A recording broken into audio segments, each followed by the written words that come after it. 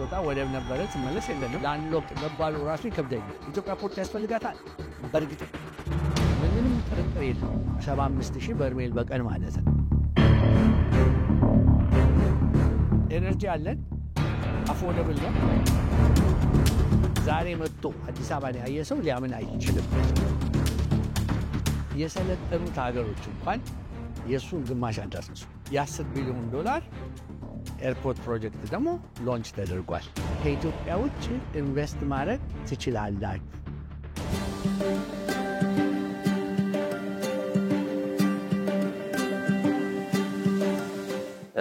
የሲቢ ካፒታል ኢንቨስትመንት ባንክ ሲኦ እንደዚሁም ደግሞ የምጣኔ ሀብት ባለሙያና የአማካሪም ናቸው አቶ ዘመዴነ ንጋቱ ከኛ ጋር ይገኛሉ በዛሬ ቆይታችን እንግዲህ ሰፋ ያለውን የኢትዮጵያ የኢኮኖሚ ማንሰራራት መንገድ እንመለከታለን ከሰሞኑ አዳዲስ ሜጋ ፕሮጀክቶች እየተመረቁ ያያየን ነው አዳዲስ ሜጋ ፕሮጀክቶች ሲመረቁ ደግሞ ከዛው ጎን ለጎን ደግሞ የአዳዲስ ሜጋ ፕሮጀክቶች መሰረትም የተጣለበት አናውንስ የተደረገበት የተበሰረበትም ነውና አሁን ላይ በኢትዮጵያ ላይ ለምሳሌ ከሰሞኑ የተነሱት ወደ 30 ቢሊዮን ዶላር የሚጠጉ ፕሮጀክቶች ሜጋ ፕሮጀክቶች በህዳሴ ግድብ እንኳን ብንመለከተው 6 ህዳሴ ግድብ እንደማለት ነው በኢኮኖሚውን ከማሳደግ አኳያ የኢትዮጵያን ኢኮኖሚ እድገቱን ከማፋጠን አኳያ ካደጉት ሀገራት ተርታ ለመመደብ የምናደርገውን ሩጫ ከማፋጠን አኳያ የነዚህ የሜጋ ፕሮጀክቶች እውን መሆንና በአዲስም መልኩ መበሰር ምን አይነት አስተዋጽኦ አለው ብለው ያስባሉ እርሱ? እሺ በመጀመሪያ እዚህ ሲቢ ካፒታል ዋና መስሪያ ቤታችን ስለመጣችሁ አመሰግናለሁ እንዳልከው ባለፉት ጥቂት ሳምንታት ውስጥ በጣም ትልልቅ ጃይንት የሆኑ ሜጋ ፕሮጀክቶች አናውንስ ተደርገዋል ወይም ስራ ላይ ውለዋል ለምሳሌ ስራ ላይ ዋለው ትልቁ የህዳሴ ግድብ ነው በአፍሪካ ውስጥ ትልቁ በዓለም ውስጥ ደግሞ ካሉት ባለሳሳት 10 ትልልቆች የኃይል ማመንጫ ግድቦች አንዱ ነው ናው ይሄንን ተከትሎ እንግዲህ ይሄ ለኔ ትልቅ ማይልስቶን ነው እንደ ሀገርም በጣም የምንኮራበት ምክንያቱም በጣም በብዙ ጥረት ብዙ ከሀገር ውስጥ የተባበርንበት እንደ ህዝብ ከውጭ ብዙ ጫና የነበረበት እንዳይሳካ የተደረገበት ነገር ግን በመጨረሻ ይሄው ስራ ላይ ዋለ ትልቅ የኢንፍራስትራክቸር ፕሮጀክት ነው በአንድ በኩል ምንኮራበት ምለው ፋይናንስ ደግሞ የተደረገው ራሷ ኢትዮጵያ መንግስትና የኢትዮጵያ ህዝብ ዳያስፖራውን ጨምሮ ፋይናንስ ያደረጉት ፕሮጀክት ነው አንዳንድ ቦታ እንደሚወራው የውጭ መንግስት የውጭ ባንኮች ፋይናንስ ያደረጉት ሚለው ኦፍ ኮርስ መረጃው የሚያሳየው በፍጹም ሐሰት መሆኑን ነው በዚህ በኩል ደግሞ እንኮራበታለን በሶስተኛ ደረጃ ስራ ላይ መዋሉ በብዙ ሚሊዮን ኢትዮጵያኖች በጨለማ ውስጥ ይኖሩበት የነበረውን ህይወታቸውን ይለውጥላቸዋል በአንድ በኩል በሌላ በኩል ደግሞ ጎረቤት ሀገሮች ኬንያ ሱዳን ጅቡቲ ኦል ዌይ ዳውን ቱ ሩዋንዳ ታንዛኒያ ድረስ ኢትዮጵያ ለጎረቤት ሀገሮች ይሄ ፓን አፍሪካኒዝም የሚለውን በስራ በስሎጋን ሳይሆን በስራ የምታሳይበት ነው ለኢትዮጵያም ደግሞ የውጭ ምንዛሪ በዶላር ነው የሚሸጠው እሱን የምታገኝበት ነው በብዙ ሜዠርመንቶች በመታየው ስታየው የህዳሴ ግድብ ትራንስፎርሜሽናል የሆነ ፕሮጀክት ነው እንግዲህ እንዳለ ቅድም ላልከው ወደ 30 ቢሊዮኑ ልመጣ ነው ይሄ ያሳየን yes we can ወይም እንችላለን የሚለውን እንደ ሀገር የኮንፊደንስ የመተማመን ማሳያ ነው ታዳጊ ሀገር የሆነች ኢትዮጵያ ኢኮኖሚ አላት of course በአፍሪካ ውስጥ ካሉት አምስት ትልቅ ኢኮኖሚ ነው ግን አሁንም ቢሆን ታዳጊ ሀገር ነን ይሄንን መስራት ትችላለች አሁን ብዙ ከሴሬሞኒ በኋላ ህዳሴ ግድብ ስራ ከዋለ በኋላ ብዙ አፍሪካኖች በተለይ ብዙ አፍሪካኖች በሶሻል ሚዲያ ላይ ፖስት ያደርጉት ብታዩ እንዴት አደርጋ ነው ኢትዮጵያ ይሄን ይቻለችው ትልልቅ ከኛ የበለጡ የቤንዚን ሀብት ያላቸው ሀገሮች እንኳን እነ ናይጄሪያ እንኳን አድንቀው ደህንነት ለምንድን ነው እኛ ሀገር ያልተሰራው የሚሉ አሉ የመቻል ምልክት ተደርጎ እየተወሰደ በጣም እንደውም ቤስት ፕራክቲስስ ተብሎ ሊታይ የሚችል ነገር ነው በስራም ስለታየ ነው በተለይ እንዳልኩ በራሷ አቅም ኢትዮጵያ ስላደረገችው ብዙ አፍሪካ ሀገሮች እኛ ይሄ ሁሉ ቤንዚን ያለን ይሄ ሁሉ ጋዝ ያለን ይሄ ሁሉ ዳይመንድ ወርቅ ያለን መስራት ያልቻለውን ኢትዮጵያ አንዳንዶቹ ምንም ናቹራል ሪሶርስ የሌላት ሀገር ይሏታል እሱ እንኳን ሀዘን ነው አሁን ነው ኤክስፕሎይት ማድረግ የጀመርነው እርግጥ ግን እና ይሄ ትልቅ ለኔ ለኢትዮጵያዊ ለህዝቡ ለአፍሪካም ትልቅ ምሳሌ ነው እንበል። ናው ላልከኝ ጥያቄ አሁን በቅርቡ ከዛ በኋላ ግን $30 ቢሊዮን የሚጠጉ ፕሮጀክቶች አናውንስ ተደርገዋል። ኢንፋክት ሌላ 2 ሳምንት ብጨምርበት ወደ ኋላ ብሄድ $10 ቢሊዮን ኤርፖርት ፕሮጀክት ደግሞ ሎንች ተደርጓል። የቢሾፍቱ የሚሰራ የኢትዮጵያ አየር መንገድ የሚሰራው እሱ እንደውም ትልቅ ኤግዛምፕል ነው። ሌላ እንደ ህዳሴ እኔ እንደውም እዛ ሄጄ ነበረ ለኢንቨስተሮች ለፋይናንሰሮች መግለጫ የሚሰጥበት ስብሰባ ተደርጎ ነበር ስካይላይት ሆቴል። በእውነት ነው የምልህ ቢያንስ 50 እስከ 60 የሚሆኑ ኢንተርናሽናል ፋይናንሰሮች መጥተው ነበረ ከትልልቅ የአሜሪካን ባንኮች። ጄፒ ሞርጋን የሚባለው እንግዲህ በዓለም ውስጥ ትልቁ ባንክ ጄፒ ሞርጋን የአሜሪካ ነው፣ ኒውዮርክ ያለው ነው። የአሜሪካ መንግስት ኦፕሬት የሚያደርገው ዩኤስዲኤፍሲ የሚባል ዩኤስ ዲቨሎፕመንት ፋይናንስ ኮርፖሬሽን የሚባል አለ። የእሱ ሰዎች መጥተው ነበር። ከዩሮፕ በጣም ብዙ ባንኮች፣ ከአፍሪካ የተለያዩ ባንኮች ከሳውት አፍሪካ ጀምሮ፣ ከኤዥያ ቻይኒዝ ባንኮች፣ ከሚድል ኢስት ደግሞ ከሳኡዲ ከዩኤኢ ምናምን በጣም ብዛት ያላቸው ፋይናንሰሮች ኢንትረስትድ ሆነው መጥተው ነበር። ይሄን ያነሳው ለምንድን ነው? እንግዲህ እኔ በፋይናንስ ፊልድ ውስጥ ስላለው ብዙ ጊዜ ፋይናንስ የሚደረጉ ፕሮጀክት ላይ ፓርቲሲፔት ስላደረግን ባለፉት 20-25 ዓመታት አፍሪካ ውስጥ እንኳን የኤርፖርት ፕሮጀክት ቀርጦ የቤንዚን የማዕድን ኦፖርቹኒቲ ላይ እንኳን ይሄን ያህል ፋይናንሰር አይመጣም፣ አተንድ አያደርግም። ሶ ይሄ የሚያሳየው ምንድን ነው? እንግዲህ አንደኛ የኤርፖርት ፕሮጀክቱ ቫይብል ወይም ያዋጣል የሚል፣ ከዛም በላይ ግን የኢትዮጵያ አየር መንገድ ብራንድ በጣም ፓወርፉል ስለሆነ በዓለም ደረጃ ከአፍሪካ አልፏል። አሁን በዓለም ደረጃ በጣም የታወቀ ብራንድ፣ አትራፊ ድርጅት። አሁን ባለፈው አመት ጁን ላይ የዘጉት አመት $1 ቢሊዮን ትርፍ አላቸው። ኦኬ አፍሪካ ውስጥ ያሉ አየር መንገዶች ገቢ እንኳን የላቸው እንኳን $1 ቢሊዮን ትርፍ ሊኖራቸው እና ሰፖርትም ያደርጋል አይደል ኢትዮጵያ አየር መንገድ። ሌሎች እውነት ለመናገር እንዳልከው ለብዙ አፍሪካ ሀገሮች ናሽናል ፍላግ ካሪየር ወይም የሀገራቸው አየር መንገድ አድርገው የሚቆጠር አይነት ደረጃ ደርሷል። ከዛም አልፎ ግን ዓለም ውስጥ ካሉ 30 ትልልቅ አየር መንገዶች አንዱ ኢትዮጵያ አየር መንገድ ነው።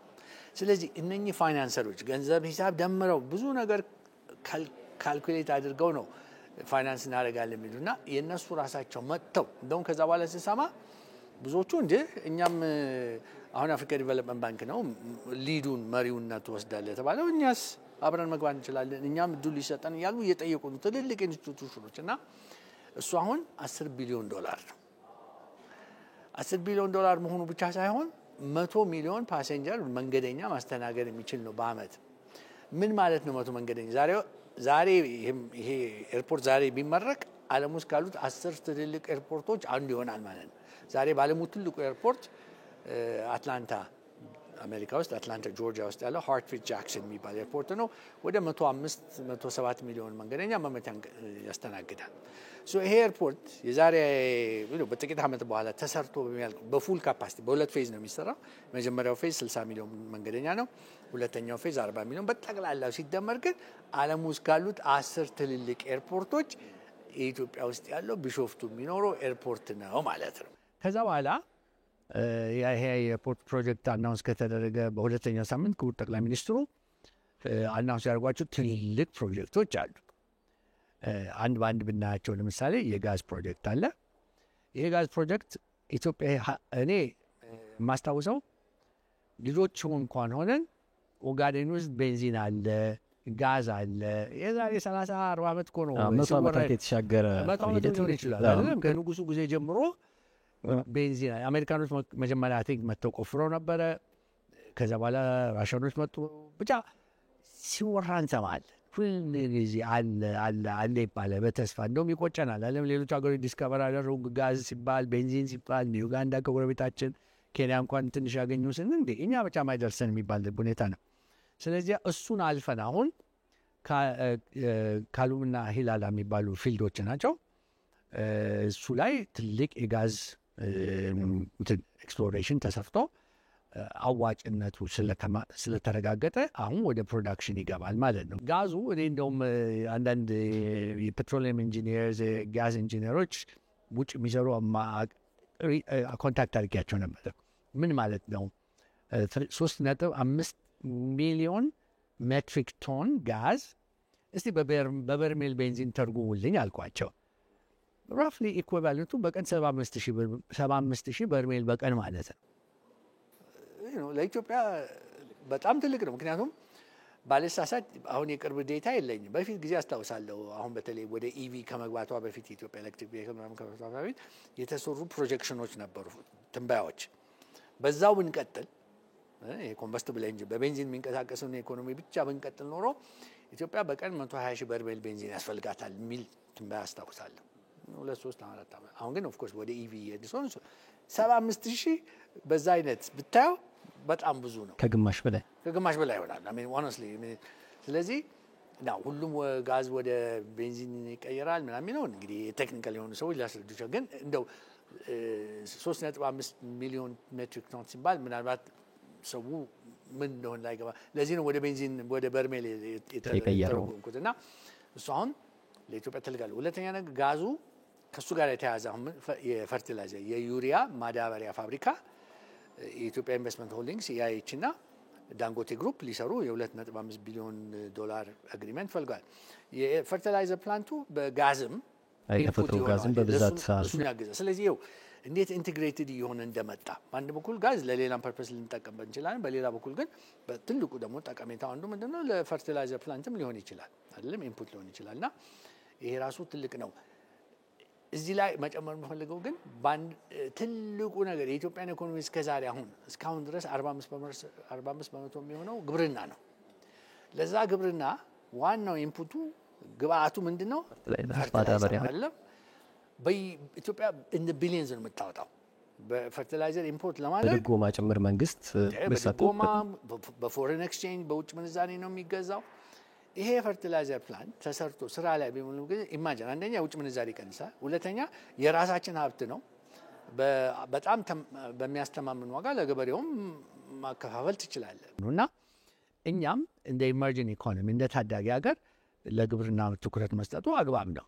ዘመናዊ እንዲሆን መደረጉም ደግሞ እንደዚሁ ሰብሲስተም ፋርሚንግ ሆኖ መቀጠል አይችልም የሚል አቋም ተይዞ ሜካናይዜሽን እንደምታየው ኮምባይነርስ፣ ኤርት ሙቨርስ፣ ትራክተርስ እንደውም አሰምብሊ ፕላንት ሁሉ ኢትዮጵያ ውስጥ እየተከፈለ ጆን ዲር በቅርብ ጊዜ ከፍቷል የአሜሪካኖች። እና ከመሬት ትከሻ የተሻገረ ግብርና እንዲኖረን ረጅም ጊዜ የነበርንበት ሂደት ላይ ስለነበር እሱ መሸጋገር አለም እና ይህንን እነኝህ ፕሮጀክቶች ማለት ነው ፕራክቲካል ሆነን ነው የአይዲዮሎጂ ነገር ምናምን አይደለም ማለት ኢትዮጵያ የሚያስፈልጋል ነገር በጣም በውጭ ምንዛሬ እንቀንናል፣ ግብርናን ሰፖርት እናደርጋለን፣ በአስተማማኝ በአፎርደብል በሆነ ዋጋ ደግሞ የምርቱ ፈርቲላይዘሩ ይቀርብላቸዋል። ስለዚህ ጋዙንና የእንትኑን አንድ ላይ ማየት አለብን፣ የማዳበሪያውን አብረን ማየት አለብን ማለት ነው። እሱ ራሱ እንግዲህ እንደ ቢሊየንስ የሚያወጡ ኢንቨስትመንቶች ናቸው። እዚሁ ላይ ደግሞ ይሄ ትራኮች ደግሞ የጭነት መኪናዎች አሁን በዚሁ በሲኤንጂ በተፈጥሮ ጋዝ የሚሰሩት ከታክስ ነፃ ሆነው እንደሚገቡ ጠቅላይ ሚኒስትሩ እዛው በካሉ ምርቃት ላይ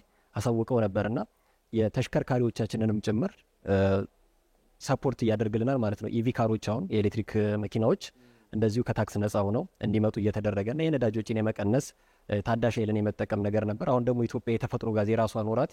ይህን ተከትሎ ደግሞ ትራኮችም እነዚህ ትልልቅ የጭነት መኪናዎች ደግሞ አሁን ላይ ከቀረጥ ነፃ እነሱ ብቻ እንዲገቡም መንግስት መንገዱን አመቻችቷልና ከማዳበሪያ ፋብሪካው ስንሻገር ደግሞ አይ ቲንክ ይሄ ንግዱንም ይጠቅመዋል ብዬ ስለማስብ ነው የእነዚህ መኪናዎች በስፋት መምጣት። በጣም ጥሩ ፖይንት ነው ያነሳው። ኢንፋክት አሁን የኢትዮጵያን የኤነርጂ ስትራቴጂ በማየው ጊዜ ዛሬ 98-99% ንጹህ ክሊን ግሪን ሪኒውብል ታዳሽ የሚታደስ ነው አይደል የሚባለው ሪኒውብል ኤነርጂ ነው ያላል። የሰለጠኑት ሀገሮች እንኳን የእሱን ግማሽ አልደረሱ።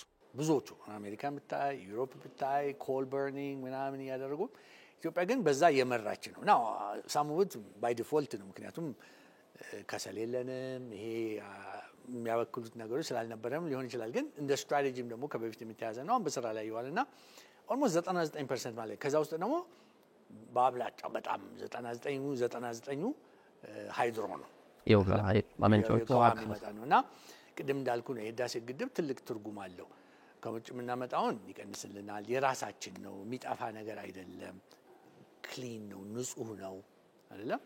ኢትዮጵያ አሁን በአሁኑ ጊዜ ባልሳሳት በዓለም ውስጥ በጣም ዝቅተኛ የሚባል የኤሌክትሪክ ታሪፍ ያለበት ሀገር ነች። አሁንም በየጊዜው እየጨመረ ነው። ምክንያቱም ማርኬት ሬት ማሳየት አለበት ይባላል። ግን አሁንም ቢሆን ይሄ ተወዳዳሪ በተለይ ኢንዱስትሪያላይዜሽንን እንደ ስትራቴጂ ስለተያዘ የኢኮኖሚክ ትራንስፎርሜሽን የሚመጣው የኢትዮጵያ ኢኮኖሚ ከነበረበት ወደሚቀጥለው የሚሄደው ኢንዱስትሪያላይዜሽን ማኒፋክቸሪንግ በተለይ በጣም ከተስፋፋ ነው አለ። እኛ ብዙ የሰራናቸው ጥናቶች አሉ። በፊትም ለአፍሪካ ውስጥ ትልቁ ቻሌንጅ የሆነው ለኢንዱስትሪያላይዜሽን አንዱ ትልቁ ቻሌንጅ የኃይል ጥረት ነው። አፎርዳቢሊቲ እና አቬይላቢሊቲ ይባላል። አፎርዳቢሊቲ ማለት ዋጋው ነው። አሁን እንደ ናይጄሪያ አይነት ብትሄድ ከሳውዝ አፍሪካ በስተቀር ኢንዱስትሪያል ዓለም ወርልድ ክላስ የሆነ ኢንዱስትሪያል ቤዝ አፍሪካ ውስጥ ማንም የለውም። አንደኛው ትልቁ ሌላ ምክንያቶችም ይኖራሉ፣ ኢንፍራስትራክቸር ችግር ምናምን ይኖራል። ግን አንደኛው ችግሩ ኃይል ኤነርጂ አቬይላብል አለመሆኑ፣ አፎርደብል አለመሆኑ ነው። አሁን ለምሳሌ እኛ ጋር በኪሎዋት አወር ብናየው 6 የአሜሪካን ሳንቲም ፐር ኪሎዋት አወር ኢንተርናሽናል ስታንዳርድ ነው። ወደዚህ በፊት 3 ሳንቲም ምናምን ነበር፣ አሁን ተጨምሯል አሉ 6ም ከዛም ኬንያ 18 ነው 18 ሌላ ኢስት አፍሪካ ሀገሮች ብትሄድ እስከ 22 ይገባል። ፐር ኪሎዋት አወር 22 ሳንቲም ድረስ ይከፈላል። እኛ ጋር ግን 6 ነው። ናው አንተ ማኒፋክቸር ነህ ኢንተርናሽናል ማኒፋክቸር ነህ እና አፍሪካ ውስጥ እጄ የት ፋብሪካ ልክፈት ስትል አንዱ ኢቫሉዌት የምታደርገው ኮስት ነው።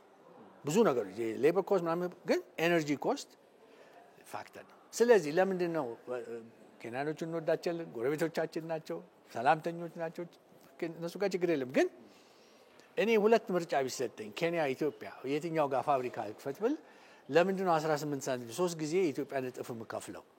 ኢማጂን አቬይላቢሊቲ ውስጥ እንዴት ነው ብዬ ጠይቃለሁ። ኢትዮጵያ እስከ 45,000 ሜጋዋት ድረስ አላት። አሁን ኒውክሌር ከመጨመሩ በፊት 45,000 ከሃይድሮ ብቻ ፖቴንሻል አላት 45,000 ሜጋዋት።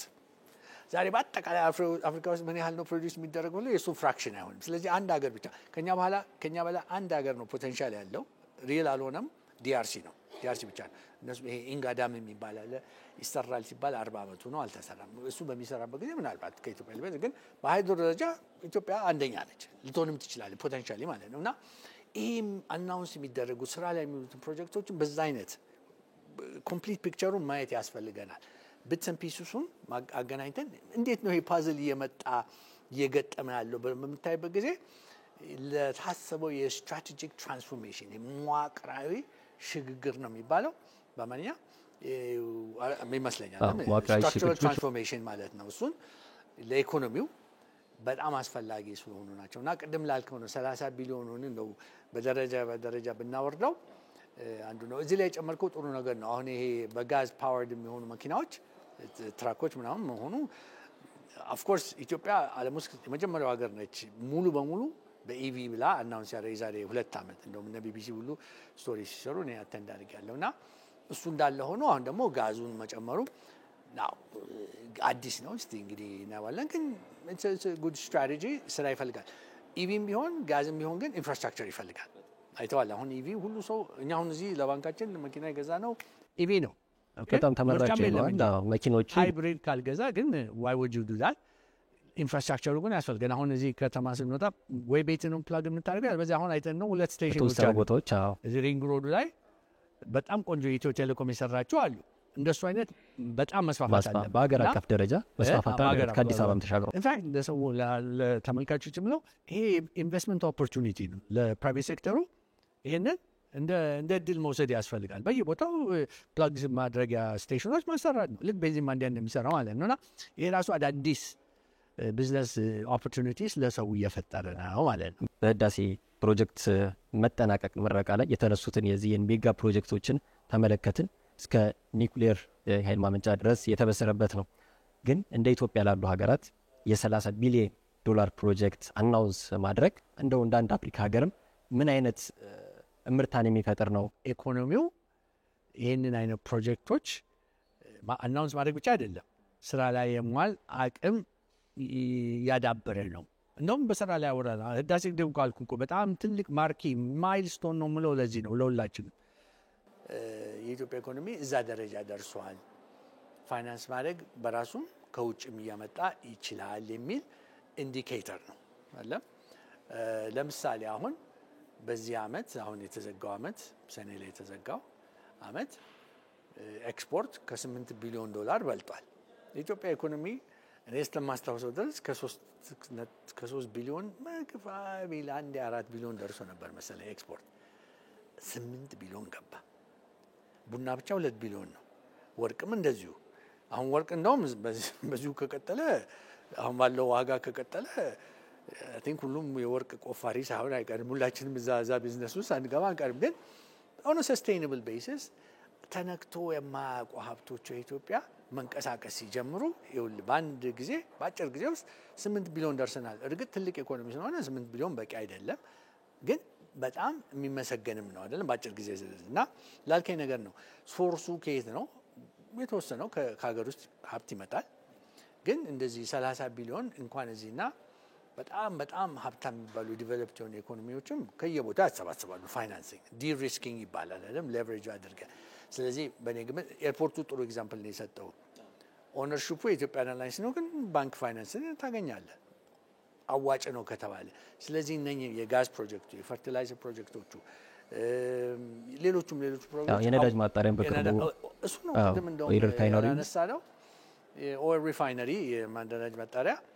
እንደውም እዛ ላይ እኔ ትዝም ያለኝ ነገር ምረቃው ላይ አናውንስመንቱ ላይ ኢትዮጵያ በፊት ለካ አሰብ ላይ ሪፋይነሪ ነበራት አለ 10,000 በርሜል ነው በቀን ምናምን ትንሽ ምጥን ነበራት። እንግዲህ አንዳንድ እኮ ወደ ኋላ የነውን እኮ ወደፊት ልናስኬድ ነው የሞከርናል። ኢንክሉዲንግ አሁን ያለንበት ይሄ ካፒታል ማርኬት የዛሬ 50 ምናምን ዓመት ኢትዮጵያ ውስጥ በትንሽም ደረጃ ቢሆን ስቶክ ማርኬት ነገር ነበር። ሼር ዲሊንግስ እኔ አንዳንዴ ሳስብ ኢትዮጵያን ታሪክ ወደ ኋላ ሄጄ ሳየው ሪዋይንድ ተደርጎ አሁን ወደ ፋስት ፎርወርድ እየተደረገ ነገር ይመስላል። የማስቀጠል ችግሮች ነበሩ በጣም በመሀል we lost decades ዝም ብለን በሆነው ባልሆነው ነገርና አሁን hopefully ጥሩ እየተንቀሳቀስን ነው። እርግጥ the last several years እኮ አንቀሳቀሳ structural transformation ለማምጣት ስላልቻለና debt burden ስለበዛ ፕላስ ወደ ፕራይቬት ሴክተር አሁን ሽፍት እያደረገ ነው። እኛ በጣም አንዱ ኤክሳይት የሚያደርገን እዚህም ያለ ነው፣ ሌሎቻችንም ፕራይቬት ሴክተር ያለ ነው። አትሊስት አሁን የፕራይቬት ሴክተሩ ትልቅ ሮል አለው። እንደውም ይምራውም የሚባልም ፊሎሶፊ አለ። በጣም ጥሩ ነው። አይ ቲንክ the first wave 15 ዓመት የመጀመሪያው ላይ መንግስት ይምራው ይሄ ዲቨሎፕመንታል ስቴት የሚባለው ነበር። ባይ ዘ ዌይ እሱ ሞዴል የነ ሳውት ኮሪያ እነ ቻይና መጀመሪያ ይሄ ኤዥያን ታይገርስ የሚባሉት መጀመሪያ ሲጀምሩም እንደዛ ነበረ። ግን እነሱ ሽፍታር አሁን ቻይና ብታው በየቀኑ በኤቭሪ ያለፈው ጊዜ ሳይ በየ3 ቀኑ 1 ቢሊዮነር ቻይና ውስጥ ይፈጠራል። ላስት ይር እስከ ላስት ይር ድረስ አሁን የዜና መጣላት ከመቶ በላይ ይፈጥራሉ። አንዴ በየ3 ቀኑ ነው አሉ ቢሊዮነር ቻይና የሚፈጠረው። ኖሚናሊ እኮ ኮሚኒስት የሆነች ሀገር ነች። የዛሬ 40 ዓመት እኮ በጣም ድሃ የምትባል ሀገር ነች። ስለዚህ መጀመሪያ ላይ እነሱም እንደዛ ያደርጉ ነበር። እኛ ስትራክቸራል ትራንስፎርሜሽን ወደ ፕራይቬት ሴክተሩ አሁን ለማምጣት የመንግስት ሮል ሚኒማይዝድ ይሆናል። ሲግኒፊካንት ሮል ይኖራል። መንግስት እንኳን እሱና አሁን አሜሪካን ሀገር እንኳን ከዋሽንግተን የኢንዱስትሪያል ፖሊሲ ማውጣት ተጀምሯል። እነኚህ ካፒታሊስት ነን የሚሉት ሀገሮች እንኳን መንግስት እኮ ሮል ያስፈልገዋል ብሎ የዩኤስ ጋቨርንመንት ካምፓኒዎች ላይ ሼር ማድረግ ኢንቨስት ማድረግ ጀምሮላል። ስለዚህ let's be clear ለአድማጮችን መገለጽ የምፈልገው መንግስት ሮል ይኖረዋል። ይሄ unwilling or unable የሚባል ተርሚኖሎጂ አለ። ፕራይቬት ሴክተሩ አልችልም ካለ ፈቃደኛ አይደለሁም በሚልበት ጊዜ ጋቨርንመንት መግባት አለበት ክሪቲካል ለሆኑ ነገሮች እና አሁን የምትለኝን አይነት 30 ቢሊዮኑን በፒፒፒ ሊሆን ይችላል። ለምሳሌ ኢአይኤች እና ዳንጎቴ እንደ ፒፒፒ በለው ኢአይኤች የመንግስትን ሀብት ሬፕሬዘንት አድርጎ የህዝብን ሀብት ሬፕሬዘንት አድርጎ ገባ። ዳንጎቴ ደግሞ እንደ ፕራይቬት ካምፓኒ መጣ። ፒፒፒ ነው ባይ ዘ ወይ። እኛ ራሳችን ይሄ ሲቢ ካፒታል ብዙ ነገሮች እኮ ኢትዮጵያ ውስጥ የተቀየሩ ነው። ሲቢ ካፒታል ራሱ እንደ ፒፒፒ ነው። 70% የኢትዮጵያ ንግድ ባንክ ሼር ነው፣ ያው ኢአይኤች ማለት ነው። በሌላ በኩል ደግሞ ያለውበት የፕራይቬት ፈርም ነው አይደለም። ይሄ የሚያሳየው ከወሬ አልፈን ከስሎገን አልፈን ፕራይቬት ሴክተሩም ሮል አለው፣ ሚኒንግፉል የሆነ ሮል አለው የሚለውን ማሳያ ነውና እነኚህ ፕሮጀክቶችም የኢትዮጵያ ኢኮኖሚ ማደጉን ማሳያ ነው። ማሳያ ብቻ ሳይሆን አስፈላጊ ናቸው። የዛሬ በፊት ቀደም ብለን ትንሽ በነበረው ጊዜ እንኳን 30 ቢሊዮን ዶላር 30 ቢሊዮን ብር ፕሮጀክት አናውንስ ለማድረግ እና ሎንች ለማድረግ ያስቸግራል አይደለም። አሁን ግን እዛ ደረጃ እየደረስ ነው። ቻሌንጆች ይኖሩታል። ትልልቅ ፕሮጀክት አሁን ህዳሴ ግድብ ጥሩ ተጀምሮ መሀል ላይ ብዙ ችግር ገጥሞት ነበራል። በኋላ ግን ሪግሩፕ አድርገን እንደ ሀገር ይኸው ዝላል እና እሱም እንደ ትምህርት ሆኖ ፕሮጀክት ማኔጅመንት ያስፈልገዋል። ካሽ ፍሎ ማኔጅመንት፣ ትልቅ የፋይናንሲንግ ማኔጅመንት በጣም ያስፈልጋል። ለትልቅ ተጀምሮ መቆም አይችሉም አለም ከኮንትራክተሩ ጀምሮ ዲማንድ ያመጣል፣ ኮስት አክሰለሬት ያደርጋል ኢንተራፕትድ ሲሆን ምናምና የፕሮጀክት ማኔጅመንት ስኪላችን ለምሳሌ ህዳሴ ላይ የሰሩት ትልቅ ኩባንያዎችም ትልቅ ኢንፍራስትራክቸር ፕሮጀክት ላይ እንደተሳተፉ ማድረግ ፕሮፌሽናሎቹ እንዲያድግ አንዱ ሌላ ምን መሰል ትልቅ የሚያስፈልገን የኤጁኬሽናል ሲስተሙ አሁን ስቴም የሚባል አለ። ሳይንስ፣ ቴክኖሎጂ፣ ኢንጂነሪንግ እና ማቴማቲክስ የሚባል አለ። ስቴም ይባላል። የትምህርት ስርዓቱን ብዙ ተማሪው እዛ ውስጥ እንዲገባ የኤጁኬሽናል ሲስተሙ የኢትዮጵያ ወዴት ነው የምትሄደው ብሎ አቅጣጫውን ሪፍሌክት ማድረግ የሚችል መሆን አለበት። ተወዳዳሪ እንድንሆን ቅድም ነገርኩ። ኤነርጂ አለን፣ አፎርደብል ነው። ኢንፍራስትራክቸር በጣም ብዙ የተሰራ ነው። ኢትዮጵያ መንገድ፣ ባቡር፣ ኦፍኮርስ አየር መንገዳችን አለ እና ከእሱ ጋር ግን ኮምፕሊመንት የሆኑ የሚያንቀሳቀሰው ይሄ ነው፣ ሂውመን ኖሌጅ ነው አይደለም። እሱ ላይ ደግሞ ትኩረት አሁን በተያዘው መንገድ ካደረግን ኢትዮጵያ ኢንዱስትሪላይዝድ ሆና ሚድል ኢንካም የማትገባበት ምንም በኋላ ኤቨንቹዋሊ ሆፕፉሊ ኢን አወር ላይፍ ታይም አፐር ኢንካምም ትደርሳለች እና ይሄ ፕሮጀክቶቹን በዛ አይነት ነው ማየት ያለብን። ቫኒቲ አይደሉም። ለማሳመሪያ ጥሩ ኤግዛምፕል ልስጥ። እንደውም እዚህ ራሳችን እዚህ ከተማ እዚህ አዲስ አበባ አይተ ነው የዛሬ ዓመት ኢትዮጵያ አዲስ አበባ ያልነበር የመጣ ሰውና ዛሬ መጥቶ አዲስ አበባን ያየ ሰው ሊያምን አይችልም። አንደኛ ጥራቱ፣ የአሰራሩ ጥራት። እኔ አሁን ካዛንቺስ ነው የተወለድኩት። አሜሪካ ከመሄዴ በፊት የካዛንቺስ ልጅ ነኝ። ያለፈው ጊዜ ከውጭ ስመጣ አንድ ወዳጄ ካዛንቺስን ዛሬ ተመረቀ እስቲ ሄደው አለኝ። ጂፒኤስ አስፈለገኝ። ሰፈሬን አላወቅኩት፣ ያደግኩበትን ሰፈር አላወቅኩት እና የመስራት ካፓሲቲ አለን ማለት እኮ ነው። ይሄ የሚያሳየው ዛሬ ቲክቶክ ላይ ክሊፕ ላይ ታችሁታል። አንዳንዱ this is not ዱባይ አዲስ አበባ ያነሱና this is not ዱባይ ያሉ መለጠፍ ተጀምሯል። በትክክል ከዛ በኋላ ኦፍኮርስ ሜንቴን ማድረግ አለብን። እንደዚህ ቆንጆ የተሰራ ጥሩ ኢንፍራስትራክቸር ደግሞ ኳሊቲ ኢንፍራስትራክቸር። እኔ ራሴ አሁን ብዙም ኤክሰርሳይዝ አልሰራም። አሁን ግን ሁሉ ጠዋት ፍሬንድሺፕ ፓርክ ነኝ። ባለቤቴ አልነበረንማ እንደዚህ ያለ ፈሰል። ጥሩነቱ ከአዲስ አበባ ውጭም እየተሰራ ነው። ዋና ከተማዎቹ አሁን በየቦታው እንደዚህ የኮሪዶር አይነት ፕሮጀክቱ የተሰሩ ነው። ምናልባት እዚህ ለመጨመር ፈልገው ኡርባናይዜሽን እኛ ብዙ ጊዜ ጥናቶች አይተናል፣ በሰላም ላይ ሲሆን አይተናል። ኡርባናይዜሽን ሀብት ማመንጨት የሚችል ትልቅ አክሰለሬተር፣ የከተማ ልማት አክሰለሬተር ነው። አፋጣኝ ነው። የብዙ ሀገሮች ሀብታም የሆኑበት ምክንያት የምታየው ኡርባናይዜሽኑ በደንብ ነው ማኔጅ ያደረጉት። እኛም እንደዚህ የተሰርቶ ጥሩ ተስተካክሎልን አእምሮ ብቻ ሳይሆን አብሮ የሚመጣውን ጥቅም ቤኔፊት መንከባከብ አለብን እና ይሄ በየቦታው የምናያቸውን ትልልቅ ነገሮች የኢኮኖሚውን ትራንስፎርም ያደርጋሉ፣ መዋቅራዊ ለውጥ ያመጣሉ ከሚባለው እና 30 ቢሊዮኑንም የበቀደሙን ያየሁት በዛ አይነት ነው። ከዚህ ጋር በተያያዘ ከሰሞኑ የታማኝና ከፍተኛ ግብር ከፋዮች እውቅና በተሰጠበት ወቅት ጠቅላይ ሚኒስትሩ አንዳንድ ነው ያደረጉት ነገር ነበረ። የከፍተኛ ግብር ከፋዮች መካከል ለ30ዎቹ በቪአይፒ አገልግሎትና ዲፕሎማቲክ ፓስፖርት እንዲያገኙ ከዛ ደግሞ ሻገር ስንል የኢትዮጵያ ውስጥ ያሉ ባለሀብቶች በአፍሪካስ ወጥተው ማልማት ቢችሉ መንግስትን ቢያግዛቸው የሚል ትልቅ ሀሳብ አንስተዋል እና እርሶም አሁን ቅድም ከንግድ ባንክ ጋር የሲቢ ካፒታል ኢንቨስትመንት ባንክ የሚሰራበትን መንገድ አንስተውልኝ ነበር በሼርና ይሄ የግሉን ዘርፍ ከማበረታታት ጎን ለጎን ደግሞ የሀገርን እድገት ከማፋጠን አኳያ እንደው ምን አይነት እርምጃ ነው ብለው ያስባሉ? በሁለት ደረጃ ነው። አንደኛ የትኛውም ሀገር ቢሆን መንግስት ዋናው የምንጭ ሶርሱ የገቢ ሶርሱ ታክስ ነው። የትም ሀገር ታክስ ለሚከፍል እንደዚህ ጥሩ ሽልማት እየሰጡ ሬኮግኒሽን መስጠቱ ለሌላው ያበረታታል። ሰሞኑን አይተን እያንዳንዱ ካምፓኒ ይህ ሽልማት ያገኘ ካምፓኒ ሶሻል ሚዲያ ላይ ፖስት ያደርግ ነው ተሸልመናል እያለ እሱ ራሱ ኩራት አላቸው ማለት ነው። ከፍለናል፣ ተወጥተናል ያለብንን ኦብሊጌሽን ማለት ነው። ሲምቦሊክሊ በጣም ኢምፖርታንት ነው። ለፍቶ ሰርቶ አምጥቶ ታክሱን ለከፈለ ሰው በተለይ በዛ ደረጃ ለሚከፍሉት ሬኮግኒሽን እንደው። ሁለተኛ ነገር ከሰርቲፊኬት ወይም ከንትን አልፎ የተሰጠው ሬኮግኒሽን የቪአይፒ መሆኑ ጥሩ ነው ለሰዎቹ ነው።